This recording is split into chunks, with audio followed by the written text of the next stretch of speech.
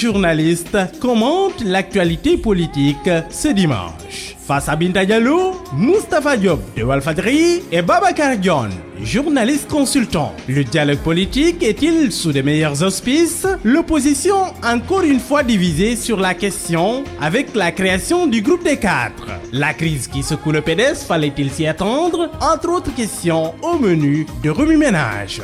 Remue Ménage, c'est tous les dimanches, 10h10, 11h, sur la radio de toute l'actualité RFM. Mesdames, Messieurs, bonjour. Remue Ménage qui reçoit aujourd'hui deux confrères, Moustapha Diop du groupe Walfadjri. Bonjour Moustapha et merci d'être venu. Bonjour à vous Binta et bonjour à tous les auditeurs de la RFM. Nous recevons également Babacar Dione, journaliste consultant. Merci Babacar d'être là. Hey, bonjour Binta, bonjour à Moustapha, mon confrère et ami également. Et bonjour à tous ceux qui nous écoutent aujourd'hui sur RFM. Alors Moustapha Diop, l'insécurité qui règne et qui s'érige même en maître à Dakar et à l'intérieur, et on a comme l'impression que les Sénégalais sont laissés à eux-mêmes face à des agressions qui ne sont pas inquiétés. Il y a cette insécurité-là, Binta, mais il y a également l'hécatombe que l'on constate sur nos routes. Oui. Et on a l'impression, comme vous l'avez dit, que les Sénégalais sont laissés à eux-mêmes. Tout à l'heure, je disais à Babacar qu'il m'a été donné de faire un constat, c'est-à-dire qu'en 48 heures, au moins 13 Sénégalais ont perdu la vie dans des accidents. À côté de cela, il y a ces cas d'agression, de vol. Le dernier cas en date, c'est ce qu'on a entendu tout à l'heure sur vos ondes, le cas de cette fille qui a été violée, agressée, tuée à Tambacounda. Et jusqu'ici, je n'ai pas encore entendu de réaction de la part des autorités. Je pense qu'aujourd'hui, l'impression le plus générale, la plus partagée en tout cas des Sénégalais, c'est qu'on ne se sent plus en sécurité dans ce pays. Puisque les gens peuvent vous trouver chez vous, vous agresser, prendre vos biens. Vous avez l'exemple de l'université Alioune Diop de Bambey, une université, quand même, c'est une institution qui est censée être sécurisée. Voilà ce qui s'est passé. Moi, j'ai l'impression, vous l'avez dit, que effectivement les Sénégalais sont laissés à eux-mêmes. Il faudrait que l'État prenne en charge ces questions-là, parce que être ministre de l'Intérieur, ce n'est pas pour rien qu'on dit que le ministre de l'Intérieur, c'est le premier flic du Sénégal. Absolument. Être ministre de l'Intérieur, c'est d'abord assurer la sécurité des Sénégalais et non passer tout son temps entre quatre murs, pour parler en ampli avec les partis politiques. Moi, je pense que le temps de la politique doit se fermer dans ce pays et qu'on s'occupe des vraies questions qui préoccupent aujourd'hui les Sénégalais. Voilà. Est-ce qu'on n'a pas comme l'impression qu'Aly Ngouille Ndiaye aujourd'hui ne parle pas seulement que de politique, alors qu'il y a des choses beaucoup plus importantes que la sécurité qui sont occultées par le ministre en charge également de la sécurité publique? Oui, c'est important. Je crois que quand, à un moment donné, on disait que Aly Ngouille Ndiaye, en tout cas le ministre de l'Intérieur, ne devrait plus s'occuper de l'élection, il y avait ces arguments qui ont été agités, en disant tout simplement que le ministre de l'Intérieur a tellement à faire que ce serait un peu biaiser également ses fonctions, ses prérogatives, que de lui donner uniquement les élections. Et tout le monde sait que les élections sont assez, en tout cas, sont assez importantes au Sénégal et ça prend énormément de temps.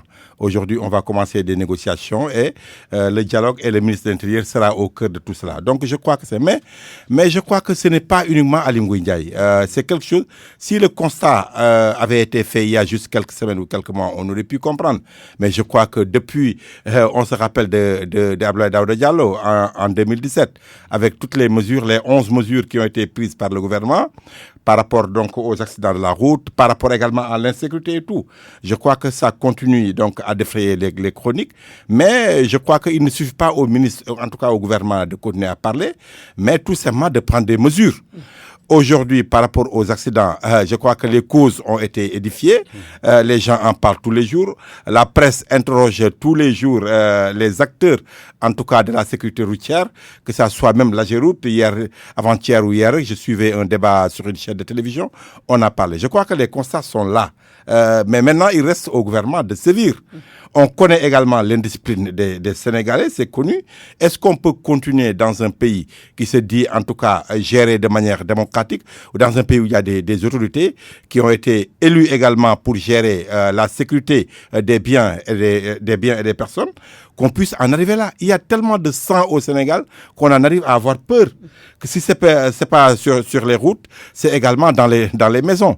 Comment dans une université, Moustapha le disait tout à l'heure, même si c'est à Bambey, qu'on puisse donc des malfrats entrent dans l'université, puissent prendre en tout cas en otage les gardiens et des étudiants sur des kilomètres et personne ne réagit. Absolument. Je crois que les étudiants devraient même aujourd'hui réagir en disant que donc ils ne peuvent plus continuer à étudier tant qu'il n'y a pas de sécurité. Je crois qu'aujourd'hui, il est temps que le gouvernement prenne en tout cas des mesures assez rigoureuses pour donc mettre fin à cette tendance très Sauf que Babacar John, l'instant d'un 4 avril, Moustapha Diop, on rassure les Sénégalais avec une armada sécuritaire, mais après plus rien, on ne sent pas les mesures de dissuasion par les autorités en charge de la sécurité. C'est la grande question que je me pose à chaque fois qu'il y a un défilé du 4 avril. Ce n'est pas simplement sous Macky Sall, hein, mais avec les autres régimes également, c'était le cas. Vous avez de la police qui sort tout ce qu'elle a comme arsenal. Vous avez la gendarmerie, etc., etc., même les pompiers. Alors, quelques jours après, on vous signale un incendie à Petersen qui est à quelques mètres de la caserne de Malick Sy, où les gens ont des difficultés pour maîtriser cet incendie-là. Je me dis quelque part, à quoi ça sert si ce n'est que des gadgets qui servent un peu de décor? Il faudrait que les Sénégalais se sentent sécurisés par rapport à leur vie quotidienne. Moi, je crois que c'est cela le plus important, que l'on puisse aujourd'hui circuler à la Médina ou au quartier Santiba de Ziguinchor en toute sécurité. C'est ça d'abord que l'État nous doit. Alors, au-delà de cela, il y a cette question de la pauvreté qui ne justifie pas tout, mais qui fait qu'aujourd'hui, il y a beaucoup de jeunes Sénégalais que vous trouvez dans les rues, désœuvrés, qui n'ont absolument rien à faire. L'exemple que je donne souvent et qui me fait un peu rigoler, c'est que vous vous levez aujourd'hui à 4h, 5h du matin pendant cette période de Ramadan-là, vous voyez des jeunes Sénégalais qui font les rues, qui appellent au khid, c'est cela. Pourquoi? Parce qu'ils n'ont absolument rien à faire. Ces gens-là, s'ils vous voient aujourd'hui, Binta, avec un véhicule, de l'argent, mais ils n'hésitent pas à vous agresser et de prendre ce que vous avez. Moi, je pense que il y a d'abord la responsabilité du ministre de l'Intérieur, mais il y a également la responsabilité des forces de sécurité, parce que la sécurité, quand même, c'est une chaîne. Il faudrait que ces gens-là prennent leurs responsabilités et que la justice également joue son rôle. Parce qu'il y a des cas d'impunité dans ce pays qui n'encouragent pas les enquêteurs. L'exemple que l'on donne pendant cette semaine-là, c'est le cas de ce Amadou Ouri Diallo, je pense, arrêté, jugé, condamné pour trafic de faux médicaments, qui a bénéficié d'une grâce présidentielle. On ne sait pas comment. Cette impunité-là fait que les gens ont l'impression qu'ils peuvent faire ce qu'ils veulent. L'impunité qui commence à s'ériger en règle. En tout cas, aujourd'hui, il est dit que Aly Ngouille Ndiaye, le ministre de l'Intérieur, peut utiliser la gendarmerie. Est-ce que les Sénégalais peuvent s'attendre à une meilleure sécurité? Ben oui, on peut le dire, hein, si on permet au ministre de l'Intérieur d'avoir des prérogatives au niveau de la gendarmerie. Avant, c'était dévolu tout simplement au ministre des Forces armées. Aujourd'hui, on peut comprendre donc aisément. Mais je crois que, est-ce que c'est ça le problème? Parce que les forces de sécurité également, il faut le reconnaître, elles ne jouent pas amplement leur rôle. Je crois que du point de vue du contrôle, du point de vue de la supervision de plein de choses, si on prend l'exemple des accidents, donc on a tendance à dire que les forces de sécurité ne jouent pas leur rôle. Qu'on puisse mettre en tout cas toutes les forces de l'ordre au niveau de la circulation, ou en tout cas au niveau des artères qui ne sont pas sécurisées, je crois que ça ne suffit pas. Il faut également que l'État puisse sanctionner, même par rapport à ceux qui supervisent la sécurité des Sénégalais. On se rend compte déjà, pour prendre également encore l'exemple de la circulation, on se rend compte que tous ces problèmes-là qui ont lieu au niveau des grandes artères, au niveau des routes, que ce soit à Dakar ou à l'extérieur du pays, ou en tout cas dans les régions, on se rend compte que, écoute, les véhicules circulent peut-être sans carte grise, sans rien du tout, alors que le contrôle n'est pas encore fait. Je crois que tant qu'on ne pointe pas du doigt cette corruption qui gangrène également la société sénégalaise, c'est un problème. Parce que on a beau sortir toutes les forces de l'ordre au niveau des routes, mais s'ils ne sont pas assez édifiés donc par rapport à leur rôle, à leur responsabilité, de contrôler donc ce qui ne devrait pas être fait, moi je crois que les choses resteront en l'état. Mais aujourd'hui, le gouvernement, le ministre de l'Intérieur, c'est vrai, vous avez bien fait de parler d'Aly Ngouille Ndiaye, c'est le ministre de l'Intérieur qui chapeaute tout. Je crois qu'aujourd'hui, il est temps. Vous vous rappelez un moment quand on avait créé une brigade de circulation, on avait dit que ces gens-là sont les plus aptes donc à gérer la circulation à Dakar.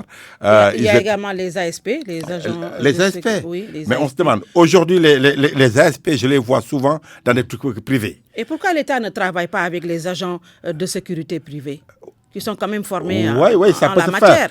Il n'y a pas assez d'éléments pour Ça peut assurer se la faire. sécurité des Il y avait également la police municipale qu'on avait également qui permettra aux communes de disposer en tout cas de plus de sécurité. Mais je crois que c'est l'impunité. On touche du doigt donc un véritable problème.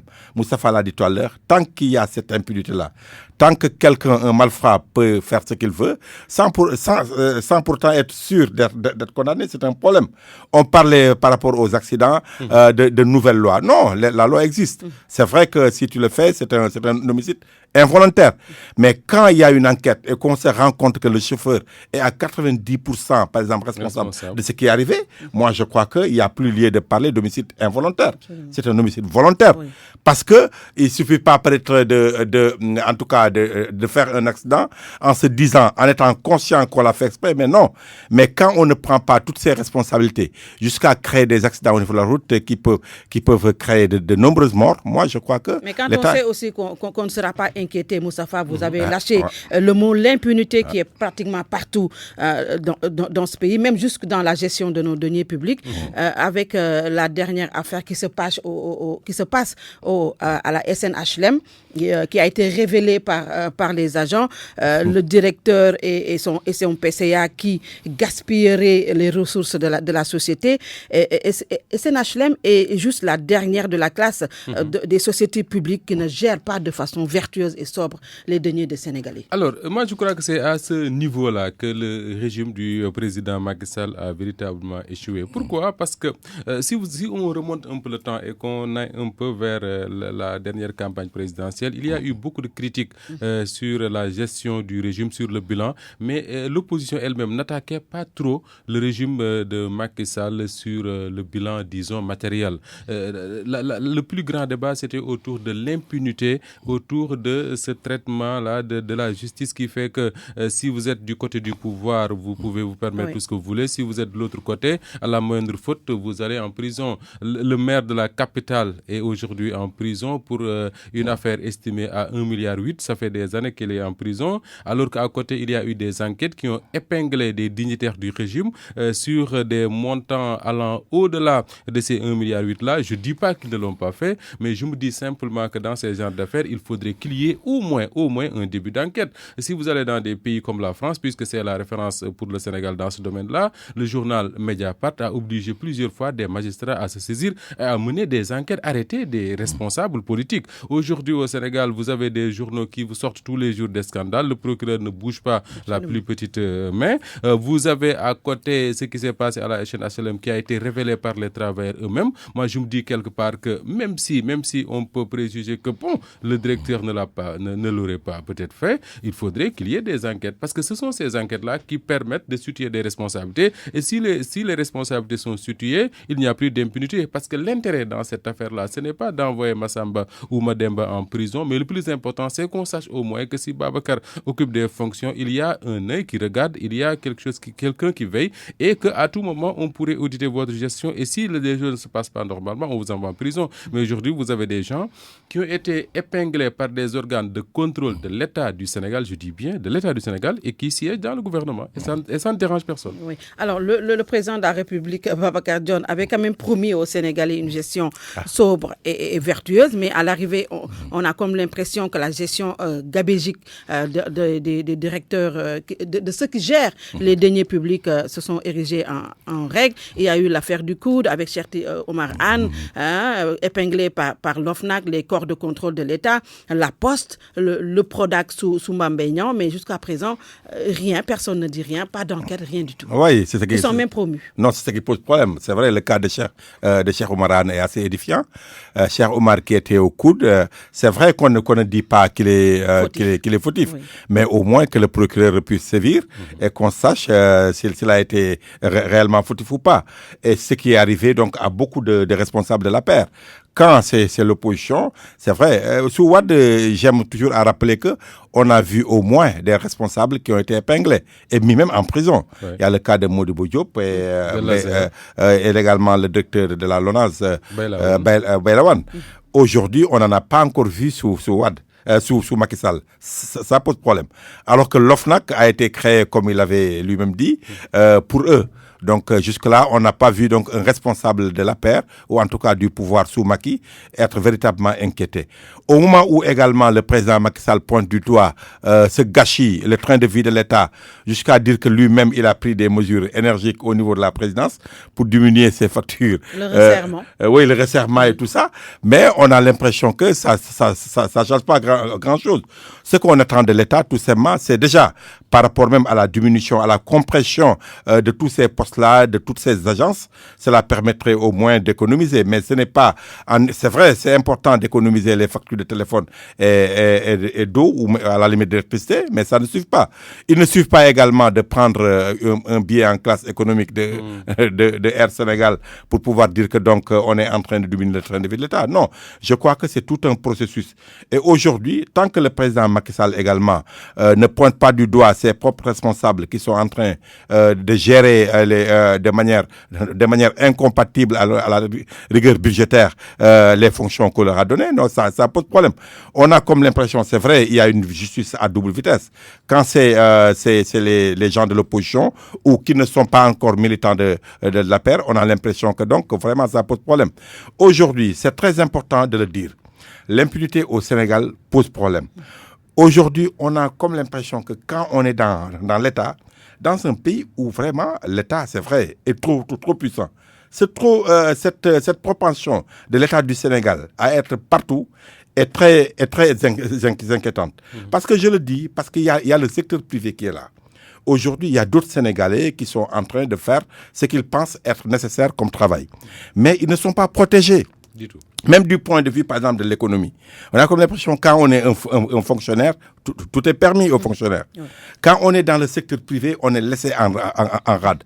Et ça, c'est cette forte propension de l'État à sévir partout, à être partout. Il faudrait que donc au Sénégal, qu'on puisse dire que les fonctionnaires ne sont pas donc les patrons et les autres donc sont laissés en rade.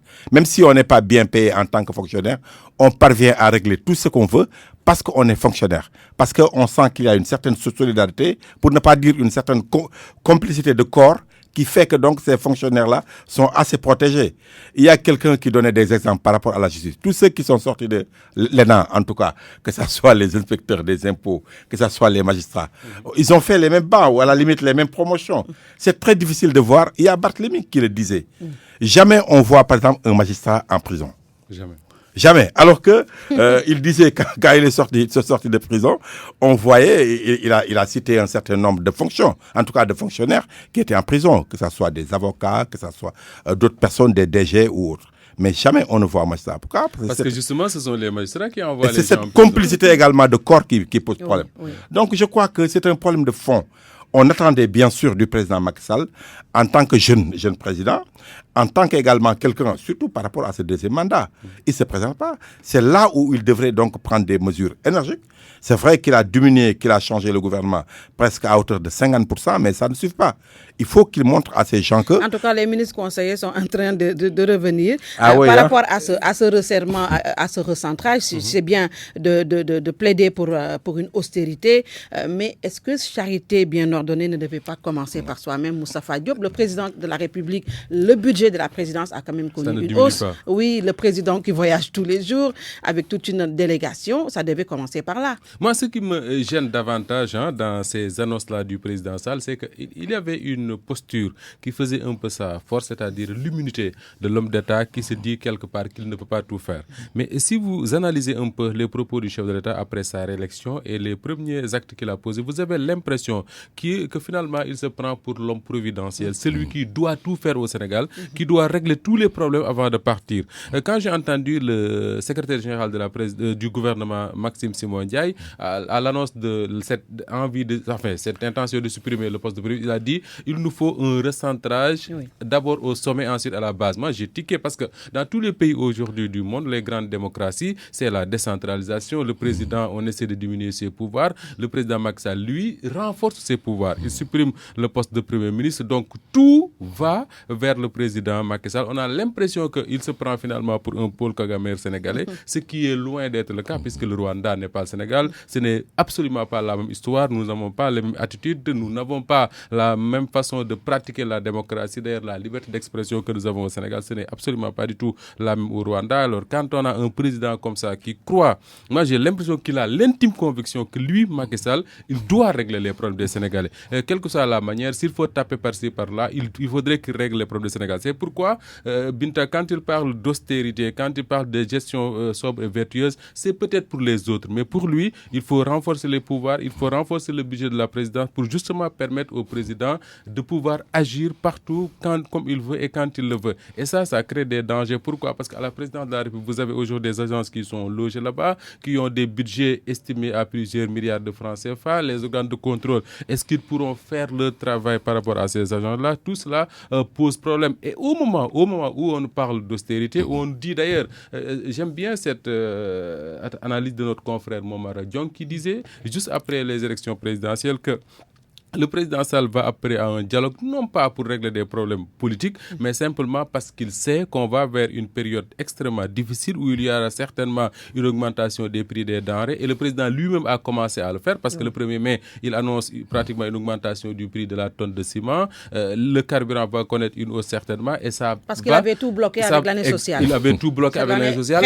Alors que le ministre des Finances de l'époque, Amadou Ba, avait dit à l'Assemblée nationale qu'il y avait deux choix à faire. Soit on arrête la subvention, ce qui se répercute sur les prix, ou bien on continue à subventionner et que l'État ne pouvait plus continuer à supporter cette subvention-là. Et les institutions de Bretton Woods également avaient averti l'État du Sénégal par rapport à ces subventions-là, mais le président, étant dans une année électorale, n'a pas voulu le faire. On va vers ça. Moi, j'ai l'impression qu'il veut dialoguer, rassembler la classe politique, calmer un peu la situation sociale et dire que bon, voilà, on s'est entendu sur ceci et cela, le pays est difficile, c'est pourquoi lui-même il dit qu'il n'y aura pas d'augmentation de salaire. Il avertit les Sénégalais. J'ai l'impression qu'on n'écoute pas le président Sall, mais il avertit déjà les Sénégalais. Face à cette situation-là, au même moment où nous parlons de tout cela, on nous dit qu'il a donné quelques millions de francs CFA à la majorité. La première dame a offert de l'argent par-ci, par-là. Je pense que tout cela, quand même, me laisse perplexe. Oui. Moustapha Diop du groupe Walfadjri et nous recevons également Babacar Dione,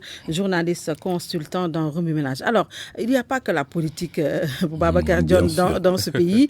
Il y a aussi des choses aussi importantes que la santé, l'éducation, les ressources naturelles. Est-ce que c'est à partir de là qu'on peut parler de la pertinence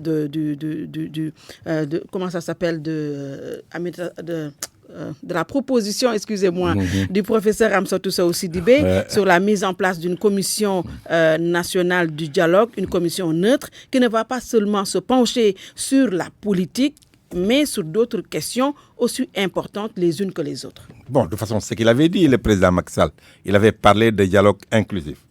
Donc, à la limite, on avait pensé que tous les secteurs d'activité seront concernés. Et jusque-là, on n'a pas une idée quand même assez précise, exhaustive, de ce que ce dialogue-là voudrait dire. Le professeur Amsatou Sow Sidibé a parlé de concertation et non de dialogue. C'est vrai que ce qu'elle dit est important parce que dialogue, c'est entre deux personnes. Oui. Et il parle également d'autres secteurs qui devraient être concernés par cette concertation. Et aujourd'hui, on a comme l'impression que, c'est vrai, en écoutant le ministre de l'Intérieur, ou en tout cas la manière dont ce dialogue-là a débuté, on se rend compte que ça ne concerne que les partis politiques. Oui. Aujourd'hui, le 28 mai, on appelle donc à une grande concertation. Hier ou avant-hier, j'ai entendu Souleymane Ndéné Ndiaye dire une chose importante ou intéressante. Moi, je crois que, est-ce qu'on a besoin de rassembler toutes ces forces-là politiques ou en tout cas économiques au niveau d'une salle par les partis? Le président Macky Sall, s'il veut réellement dialoguer ou changer, en tout cas écouter les autres, toutes les forces, tous les secteurs donc de la vie active de ce pays, il pouvait donc convoquer par groupe, en tout cas d'intérêt, les appeler au niveau du palais, discuter avec eux et recueillir leurs avis. Je crois qu'à partir de là, en tant que chef de l'État, il pouvait valablement prendre ses responsabilités. Mais on a comme l'impression qu'il ne veut pas prendre ses responsabilités. Parce qu'en convoquant tout le monde, en appelant tout le monde au dialogue, tout le monde va parler. L'instant de quelques heures. Et peut-être l'instant de quelques jours. Et par rapport à ça, il va prendre peut-être des mesures liées, relatives à ce qu'ils ont dit. Et tout le monde peut-être pourra dire après que ça, c'était les avis, les propositions de l'opposition. Mais il ne prend pas ses responsabilités en disant que, bon, ok, je vous écoute, le président Abdoulaye Wade le faisait. Abdou Diouf également l'avait fait. On appelle les partis politiques, même s'ils se regroupent au niveau de ce cadre des quatre candidats. Le secteur privé également, on sait également qui représente le secteur privé, que ça soit au niveau des artisans et tout, mais qu'ils puissent les appeler au niveau de la salle des banquets, discuter avec eux et après prendre des mesures. Il n'a qu'à prendre ses responsabilités. Parce que quoi qu'on puisse dire, c'est lui qui décide. C'est lui qui a... Mais on a l'impression qu'il le prend quand même un peu trop au sérieux, ce deuxième mandat. C'est vrai, avec 58%, je le disais tantôt, on a l'impression qu'il ne s'attendait pas à ces 58%. Et aujourd'hui, c'est comme quelque chose de très important pour lui. Jusqu'à preuve du contraire, le président Macky Sall n'a pas encore pris, en tout cas, de mesures décisives. Il parle de fast-track, mais on n'a pas vu des actes réels qu'il a posés depuis qu'il a été réélu en février.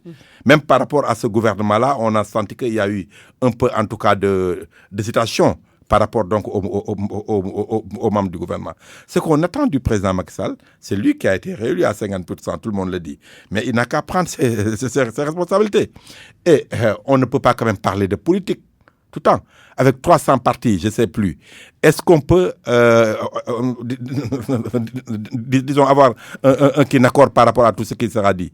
Aujourd'hui déjà, on entend les partis, en tout cas les représentants de Idriss Seck, ou en tout cas de cette coalition des quatre, dire qu'il faut que le président Macky Sall prenne par exemple sa responsabilité en disant que tout ce qui sera issu de cette concertation-là sera appliqué. Absolument. Mais est-ce qu'aujourd'hui, avant d'aller à un dialogue, on peut demander, exiger du président Macky Sall qu'il respecte tout ce qui sortira de ce dialogue? Mais est-ce que justement aujourd'hui aussi, on peut s'attendre, Moustapha Diop, à un dialogue sincère qui va prendre en compte les préoccupations des Sénégalais, juste un prétexte pour pouvoir quand même, je ne sais pas, amnistier Khalifa Babacar Sall, amnistier Karim Meïssa Wade, comme ce fut le cas en 2016 avec le premier dialogue national qui a été convoqué. Vous avez vous-même lâché le mot Binta, prétexte, parce que ce qui crée un climat de méfiance aujourd'hui entre Macky Sall et son opposition, c'est qu'à chaque fois qu'il a appelé cette opposition-là au dialogue, c'est pour régler des problèmes particuliers.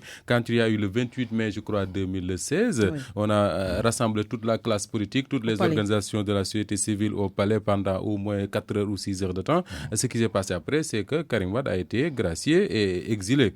Alors là, on parle du cas Khalifa Babacar Sall, on commence à appeler au dialogue. Or, quand il se pose des questions importantes autour desquelles la classe politique doit se retrouver, doit discuter d'abord, on n'appelle pas au dialogue. Moi, je me dis quelque part, quand on veut supprimer un poste de Premier ministre, il faudrait en discuter avec les acteurs politiques. Absolument. Quand on veut instaurer le parrainage, il faudrait en discuter avec les acteurs politiques, ce qui n'a jamais été fait. Alors, aujourd'hui, ce que je dis également, c'est que moi, cette façon de faire le dialogue, je ne pense pas que ça puisse aboutir à quelque chose. Moi, je me dis qu'en démocratie, il y a l'élection qui détermine les forces politiques. On est sorti d'une élection présidentielle qui a complètement retracé le paysage politique sénégalais. Je crois que si le président Macky Sall veut faire un dialogue sérieux, il peut faire ce qu'avait fait le président Hollande en France après les attentats à Paris. Il a appelé les partis politiques qui sont représentés à l'Assemblée nationale et il a reçu les leaders de ces partis un par un. Il discute avec chaque leader et ensuite il prend lui-même les décisions. Moi, je me dis que la meilleure façon aujourd'hui d'installer un bon dialogue dans ce pays, c'est que le président Macky Sall lui-même puisse écrire à Idrissa Seck, écrire à Ousmane Sonko, écrire à Madické Niang, écrire à Issa Sall et les recevoir un par un et ensuite peut-être écrire au président Wade, puisque c'est l'ancien président de la République du Sénégal, au président Diouf, recevoir ces gens-là, discuter avec eux et ensuite en faire de même avec les organisations syndicales, certaines organisations civiles et puis prendre des décisions. Mais vous ne pouvez pas prendre un parti ou bien une coalition qui a participé à une élection présidentielle qui est sortie avec pratiquement 800-900 000 voix, c'est le cas d'Idrissa Seck, ou bien 700 000 voit avec Ousmane Sonko, vous lui dites, je vous mets autour d'une même table avec un parti qui n'a jamais été à une élection. Moi, je pense que ça pose problème. En démocratie, c'est l'élection qui détermine les forces. Et c'est à partir de ces forces-là qu'on discute. Ce n'est pas pour rien qu'on a organisé aussi des élections de représentativité syndicale. C'était justement pour savoir que ce que pèse chaque syndicat. Et à partir de là, le ministre de l'Éducation nationale ou bien le ministre des organisations syndicales, quand tu discutes avec les syndicats, il reçoit les syndicats les plus représentatifs. Pourquoi, dans la classe politique, on veut tous les jours mettre le PDS, le Réumi, le PS, l'AFP autour de la même table que des partis qui n'ont jamais été à une élection, qui n'ont même pas de siège. Quand le ministre de l'Intérieur veut les convoquer, il ne sait même pas où déposer. Alors, dans ces conditions-là, je me pose des questions. Comment est-ce qu'on peut avoir un dialogue sérieux? Moi, j'ai l'impression que ce que le pouvoir veut, c'est convoquer toute la classe politique, comme l'a dit tout à l'heure Babacar. On va discuter ensuite, le président Macky Sall va prendre des décisions et on va dire que ce sont des décisions qui sont sorties du dialogue. Babacar Diop, des forces démocratiques du Sénégal, l'a dit récemment, que participer à ce dialogue-là, c'est permettre simplement à Macky Sall de valider ce qu'il a envie de faire. En tout cas, cet appel au dialogue du président Macky Sall, Babacar John, a aussi contribué à une autre fracture de l'opposition sénégalaise. On a quand même vu d'autres comme Abdoul Mbaye, le juge Hamid Dème, Thierno Alassane Sall, Mamadou Lamine Diallo dire qu'ils ne sont pas pro-dialogue. Est-ce qu'ils n'ont pas quand même quelque part raison de dire que le président n'est pas prêt à quand même convoquer un dialogue sincère et franc dans ce pays? Oui, mais moi j'ai toujours dit que c'est important pour l'opposition d'assister donc à cette table de négociation. Parce que je crois que ce ne sont pas les mêmes termes qui ont été utilisés avant la présidentielle de 2019. Avant la présidentielle, le président Macky Sall, on a tous senti que c'était juste du maquillage pour que donc, les Sénégalais se disent, oui, pourtant il y a la main tendue de Wade. Mais aujourd'hui, c'est l'opposition même qui se sent piégée. Ouais, en tout cas, qui est piégée. Parce que si on prend en référence la bande des 4, mais ça pose problème. Parce que ça, c'est le choix de Macky Sall. Le parrainage, tout le monde sait de quelle façon ce parrainage a été fait. Est-ce qu'aujourd'hui, on peut limiter quand même l'opposition à cette bande des 4? Ça pose problème. Mais on a comme l'impression, eux aussi, ils jouent le jeu. Ils veulent limiter l'opposition. Dans cette bande des 4, nous avons quand même un ancien Premier ministre et un ancien ministre. Oui, un ancien Premier ministre. Mais en dehors de Réumi et de Ousmane Sonko, qui est en train de vouloir se réorganiser, en tout cas de se structurer, mais ce ne sont pas. Madické venait juste de sortir du PDS. Il n'y a pas encore de structure. Issa Sall, on ne l'a jamais entendu, en tout cas en tant que parti politique, se déterminer sur ce qui se passe dans ce pays. Moi, je veux parler de Abdoul Mbaye et les autres qui ont mis en place un front. Ça a quand même fracturé. Il dit, et les autres sont toujours dans le front de résistance. Dans le front de résistance, et Malick Gakou, un jour, je l'ai entendu dire que, il dit 2019, c'était pour les élections, c'est fini. Cela veut dire quoi? On ne devrait pas limiter quand même ces négociations avec l'opposition au niveau de la bande des 4. Je crois qu'on devrait... On ne peut pas dire, par exemple, que Madické Niang représente plus que Pape Diop de Bokk Gis Gis. Parce que tout simplement, il y avait eu un choix déséquilibré qui a été fait au niveau du parrainage, que tout le monde dénonce, je crois. Mais aujourd'hui, on devrait partir sur de nouvelles bases pour convoquer. C'est vrai qu'on devrait y avoir une tendance de représentativité au niveau des partis de l'opposition. Soit en organisant à partir d'élections législatives peut-être. Mais à partir de cette élection présidentielle, on ne peut pas dire réellement, on ne peut pas éliminer par exemple le PDS de ces négociations. Le PDS n'a pas eu de candidat, mais jusqu'à preuve du contraire, au niveau de l'Assemblée nationale, c'est le parti le plus représentatif. Et le président Macky Sall risque également d'être piégé. Parce que s'il y a un accord avec cette bande des 4 et les non alignés, et que tous ceux dont tu viens de dire là ne sont pas concernés, mais ils peuvent se retrouver au niveau de notre pôle. Le PDS peut se retrouver avec tous ceux qui n'ont pas fait pas... les pro-Khalifa. Oui, les pro-Khalifa également. Nous avons quand même entendu Barthélémy Diaz sur le voilà, dialogue, oui. Même si on sent également, c'est vrai, cette fissure dont tu parles là. Idrissa Diallo, quand on l'entend par rapport à sa position, on a comme l'impression qu'il n'est plus donc du camp de Khalifa, en disant lui qu'il était prêt pour le dialogue. Et Barthélémy qui dit que tous ceux, en tout cas, qui vont aller répondre ne sont pas du camp de Khalifa. Donc, l'opposition, parce qu'on est en face d'une recomposition politique.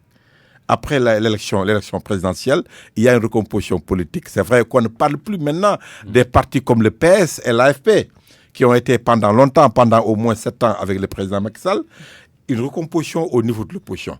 On ne sait pas également ce que Khalifa Sall, s'il est amnistié, par exemple, ce qu'il va représenter. Karim Wade, par exemple, s'il revient, on parle, je crois qu'on va parler du sujet.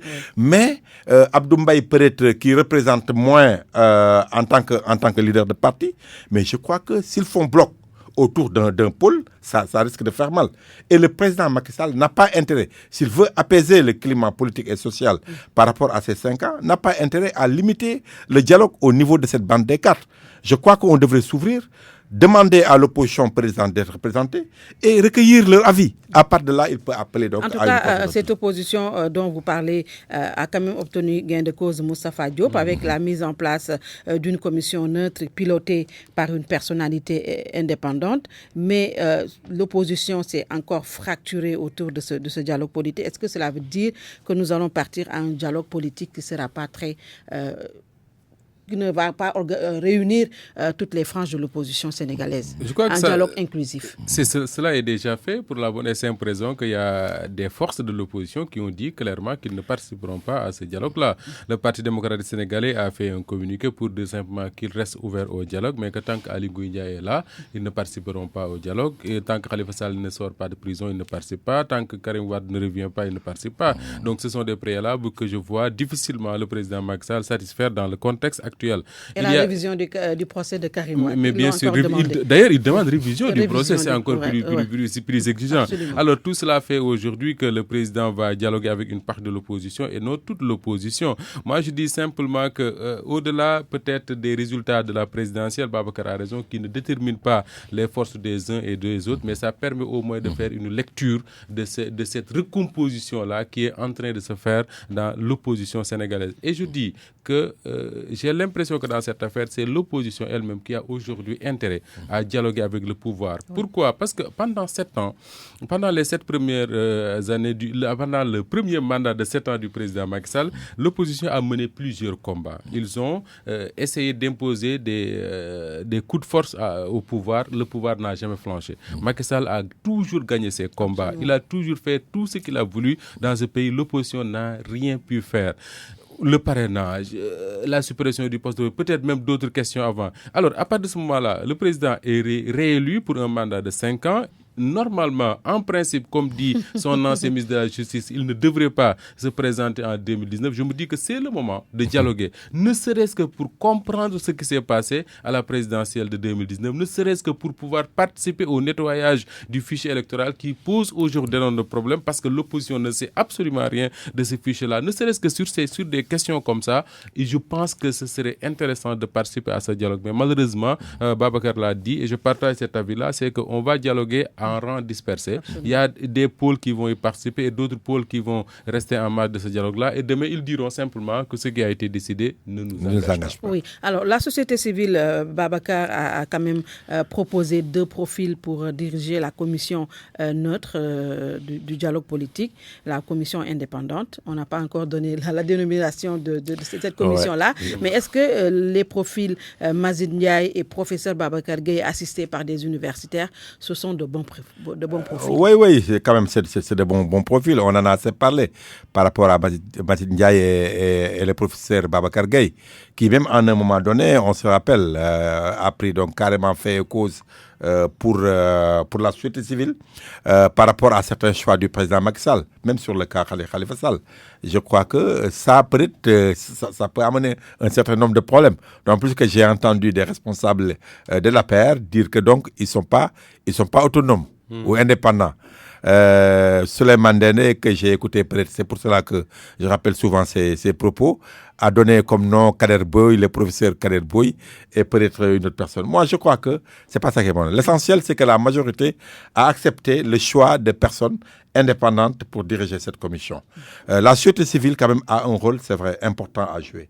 Mais je crois que cette même société civile, quand même, avait fait des erreurs par rapport au parrainage. Ils ont attendu la fin du choix donc, des candidats pour se prononcer, alors que je crois que comme ils ont été choisis pour donner beaucoup plus de crédit à ce processus de parrainage, de sélection ou d'élimination des candidats, ils devraient donc taper sur la table pour exiger donc des conditions de transparence. Il ne l'avait pas fait. Donc, je dis tout simplement que je ne remets pas en cause cet engagement de la société civile. Mais je crois qu'on devrait également faire attention. Parce que jusque-là, on a l'impression que c'est 2 personnes à 3 personnes, Moundiaye Cissé, Valdiodio, qui sont là au devant de la scène. Moi, je crois que la société civile est beaucoup plus large que cela. C'est dangereux de mettre devant des personnes. Je crois que c'est des idées qui devraient être mises en exergue. On a tendance que ce sont ces 2 seules personnes qui sont là au Sénégal qui travaillent pour la société civile. C'est vrai, on sent qu'il y a assez de financement des Américains par rapport à tout ce qu'ils font. C'est pas un hasard si un public reportage est sorti hier sur votre télévision, au moment où on parle de dialogue, au moment où ils sont en train de proposer. Je crois que les Sénégalais également doivent faire attention. Et ça, c'est le rôle de la presse d'alerter. Oui, la société civile, on pense que c'est une société civile qui doit être indépendante et neutre, mais quand on sent qu'il y a des personnes qui sont mises donc au devant de la scène, ça pose problème. Parce qu'à chaque fois que ces personnes-là trahissent en tout cas la cause, ça pose problème. Alors que si c'était dans un cadre beaucoup plus global... Le problème s'est même posé lorsqu'ils ont eu à siéger au niveau du Conseil constitutionnel. Voilà, la par rapport au parrainage. L'autre société civile est sortie pour dire qu'il les a mandatés. Au Mais niveau, quand même, ils n'ont pas été mandatés. Non, il faut qu'on fasse attention. Moi, j'ai rien contre Moundiaye Cissé, j'ai rien contre Valdiodio Ndiaye, mais est-ce que quand même pour une population de 15 millions d'habitants, ce sont les mêmes personnes. Ça aussi, c'est le rôle de la presse qui donne souvent la parole aux mêmes personnes. Et là, vraiment, ça pose problème. Moustapha, est-ce que les profils sont bons? En fait, les profils sont bons. Je pense que le problème n'est pas à ce niveau-là. Moi, ce qui me gêne simplement, c'est cette précipitation-là à proposer des noms. Pourquoi mettre sur la place publique le nom de Babacar, le nom de Binta Diallo, alors qu'on peut faire des propositions au chef de l'État et puis il choisit. Oui. Quand Kéba Mbaye avait été choisi pour diriger le dialogue qui avait permis d'avoir le code consensuel de 92, je crois, il n'y avait pas tout ce tapage-là autour du nom de Kéba Mbaye. C'était un choix naturel fait par le président Diouf et l'opposition d'alors l'a accepté. Quand le président Diouf avait choisi de mettre Carvalho à la tête de l'ONEL, il n'y avait pas eu de contestation. Pourquoi? Pourtant, c'était des personnalités très très discrètes que les gens ont découvertes comme ça. Alors, je me dis quelque part qu'on n'avait pas besoin de mettre sur la place publique des noms. On a l'impression qu'on est dans le cadre d'une campagne pour proposer des profils, défendre ces profils-là. Et que, pourquoi faire cette campagne-là? Il y a des personnalités qui ont eu à participer aux assises nationales. Je pense notamment au président Mbow qui avait conduit les assises nationales, qui a travaillé également pour le président Macky Sall. Il y a d'autres personnalités peut-être moins connues dans les universités, dans la magistrature, un peu partout. On peut choisir une personnalité qui puisse réconcilier toute la classe politique, les mettre autour d'une table et discuter avec eux. Mais aujourd'hui, vous choisissez une personnalité qui a pratiquement fait une campagne ou bien pour laquelle on a fait une campagne, il y aura très certainement des contestations. Donc le problème, ce n'est pas une question de profil, mais certainement la confiance qu'il peut y avoir de la part de l'un ou de l'autre camp. Ouais. Alors, le PDS qui quand même a affiché sa radicalité par rapport à ce dialogue politique en brandissant déjà ses préalables. Aujourd'hui, le PDS, il est dit qu'au niveau du Parti démocratique sénégalais, il y a une prise profonde qui secoue le parti. Est-ce que c'était prévisible parce que le PDS, quand même, depuis l'avènement de Karim Wade, ne cesse de connaître des troubles? Ah oui, non, c'est clair que c'était prévisible depuis que le président Wade est parti du pouvoir. Donc, le PDS est vraiment dans un brouillard. On n'a pas de ligne conductrice du PDS. Pour analyser même les actes posés par le PDS, c'est le problème. Maintenant, on pense tout simplement que tout ça est lié à Karim Wade. Je crois que si on revient à la personnalité, ou en tout cas au personnage de Karim Wade, on peut donc commencer à analyser. C'est vrai que Abdoulaye Wade a voulu, à un moment donné même, on a parlé de Karim Wade, secrétaire général, à la place d'Omar Sarr. Après, on revient toujours dans la presse, en tout cas au niveau de certains sites, pour dire que oui, Karim Wade a pu convaincre son père de laisser Omar Sarr. On ne sait pas à quel jeu ils sont en train de jouer. On a quand même dit que le GTL a encore brandi cette idée de faire de Karim Wade le secrétaire général du PDS ces derniers jours. Parce que Karim Wade a phagocyté les instances du PDS. Même s'il n'est pas là, il a pu mettre des gens, il y a ces hommes partout. Donc aujourd'hui, ils ont été cooptés, comme Tanor l'avait fait au PS. Ils ont pu coopter beaucoup de personnes au niveau du bureau politique. Aujourd'hui, au niveau du comité directeur, c'est le même processus que Karim Wade est en train de faire. Et aujourd'hui, je crois qu'ils sont en train de commettre beaucoup d'erreurs. D'autant plus qu'ils n'ont pas été candidats, ils n'ont pas eu de candidat à l'élection présidentielle de 2019. Le PDS devrait beaucoup plus penser donc à se retrouver au niveau de l'essentiel et pour donc discuter, voir par rapport à ces élections locales, la perspective des élections locales, la perspective des élections législatives. Mais aujourd'hui, si on pense que Karim Wade est le sauveur, c'est le Messie, c'est lui donc qui devrait venir pour décider de la ligne, de la conduite à prendre pour le PDS, ça pose problème. Et on peut s'attendre à d'autres crises, à d'autres départs. Oui. Parce qu'aujourd'hui, le président Abdoulaye Wade n'a pas joué le rôle qu'on attendait de lui par rapport à cette élection présidentielle. S'il n'avait pas en ligne de mire... Parce qu'il était dans ses deals, dans ses calculs Mais politiques. bien sûr, Binta, parce que s'il n'avait pas en ligne de mire Karim Wade, le seul fait que Karim... À un moment donné, c'est vrai, tout le monde s'est posé des questions. Oui. Est-ce qu'il n'est pas en train de faire un deal tout simplement pour permettre quand même à Karim Wade de se présenter en 2024 ? Et on s'est rendu compte donc à la veille des élections que le président Abdoulaye Wade n'allait pas choisir un candidat. Et pourtant, si c'était uniquement par rapport à la démocratie, par rapport donc à l'homme Abdoulaye Wade qu'on a vu se battre pour en tout cas une démocratie sénégalaise depuis une trentaine d'années avant d'accéder au pouvoir, on aurait pu penser que même s'il soutient Macky Sall, on aurait pu comprendre qu'il n'ait pas peut-être d'autres candidats de son choix.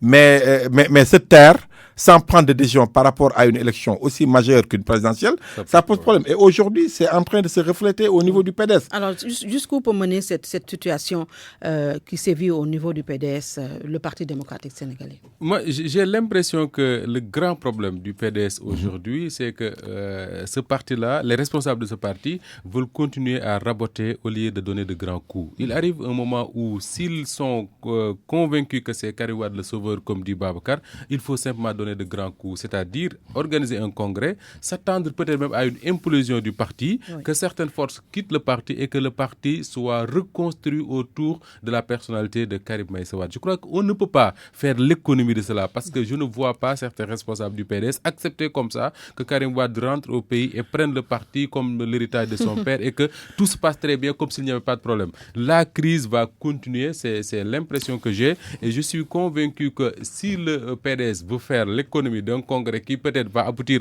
au départ de plusieurs personnalités, ça va poser problème. L'exemple que je donne de manière très très simple, c'est que vous avez par exemple dans la cellule des cadres du parti, il y a des cadres du PDS qui sont plutôt wadistes, qui sont au PDS avec Wade depuis très longtemps. Il y a à côté de jeunes cadres qui sont plutôt karimistes. Et à chaque fois qu'il y a une position à prendre par rapport à des sujets d'actualité, si vous écoutez bien, ils n'ont pas les mêmes positions. Ça a créé d'abord, d'ailleurs, un début de polémique entre Maître Amadou Sall, le porte-parole du parti, et Lamine Ba.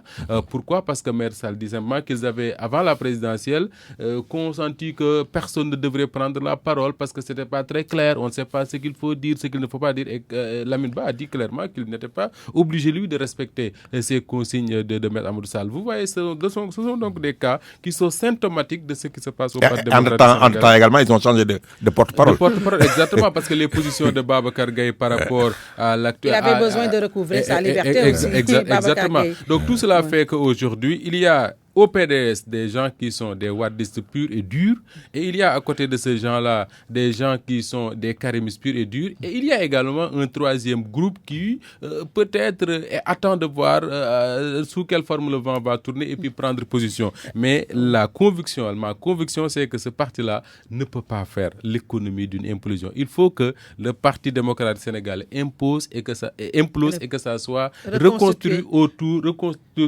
comme un phénix. Exactement. L'autre actualité a trait, bien entendu, nous sommes rattrapés par le temps, Babacar Dione. Au départ de Aminata Tall du Conseil économique, social et environnemental, elle a été limogée par le chef de l'État.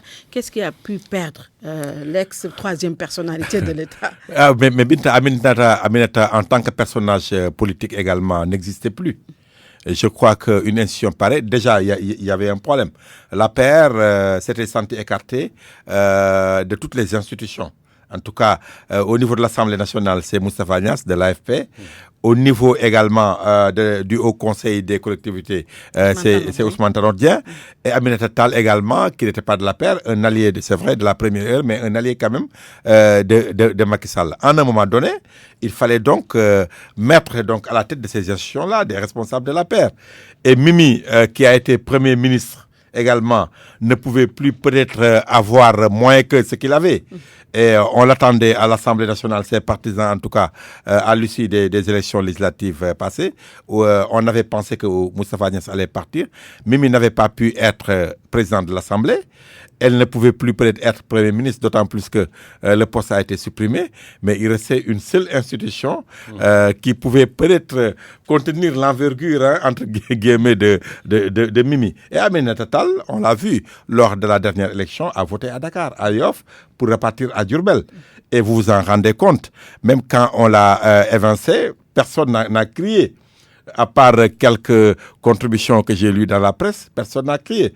Je crois que Aminata, si on attend, bien sûr, de ces institutions-là, de ceux qui dirigent ces institutions-là, des leaders politiques, Aminata Tall, nécessairement, ne pouvait plus connaître. Elle était toujours dans sa tour d'ivoire, on n'en entendait presque plus. Ce qui veut dire que Aminata Touré, aujourd'hui, Moustapha Diop, a été récompensé pour sa loyauté et son engagement, mais quand même, Aminata Touré aussi a du mal à décoller politiquement. Elle a du mal à s'imposer à Grand Yoff, elle a du mal à s'imposer à Kaolack aussi. Oui. Elle a été récompensée également pour sa fermeté. J'ai lu sur le site de Jeune Afrique, je crois, hier, avant-hier, et ils écrivent qu'Aminata Touré a dit non au président Macky Sall quand on lui a proposé d'entrer dans le gouvernement.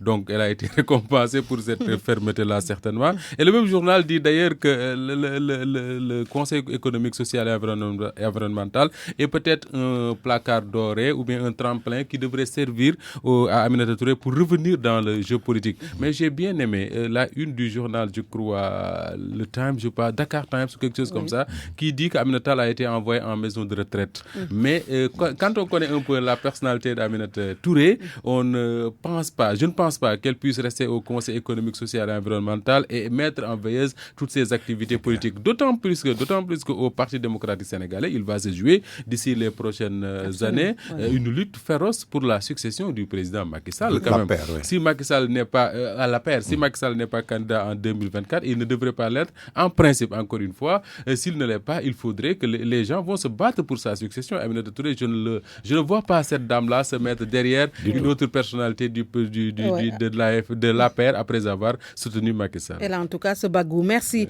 à nos invités, Moustapha Diop du groupe Walfadjri et Babacar Dione, journaliste consultant. Merci à Abdoulaye Diop à la partie technique. Merci également à vous d'avoir suivi et très bon dimanche et à dimanche prochain s'il plaît, adieu. How can life be what you want it to be? You're frozen.